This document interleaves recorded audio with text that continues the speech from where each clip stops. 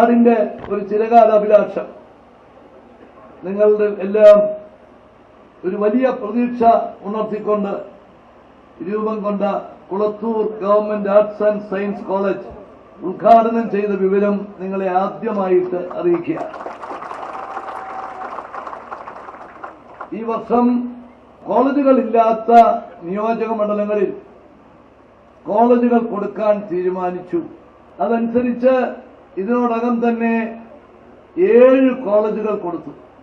അതിലൊന്നാണ് Kulathur government arts and science college. Keralam നേടിയിട്ടുള്ള ഏറ്റവും വലിയ നേട്ടം ആരോഗ്യരംഗത്തും വിദ്യാഭ്യാസ രംഗത്തുമാണ്. കഴിഞ്ഞ 2.5 കൊല്ലക്കാലം വിദ്യാഭ്യാസ രംഗത്ത് വരുത്തിയിട്ടുള്ള മാറ്റങ്ങൾ, അധ്യാപക പാക്കേജ് ഉൾപ്പെടെ,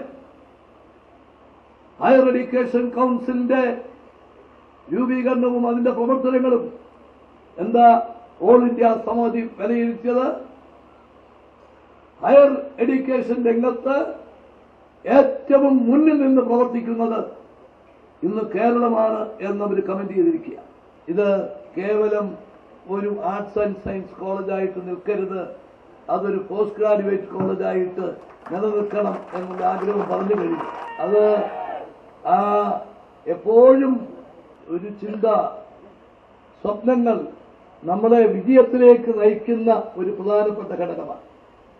നമുക്ക് പ്രതീക്ഷയില്ലെങ്കിൽ, നമുക്ക് സ്വപ്നങ്ങളില്ലെങ്കിൽ നമുക്ക് ഈ നാട്ടിൽ മാറ്റങ്ങൾ ഉണ്ടാക്കാൻ സാധിക്കില്ല.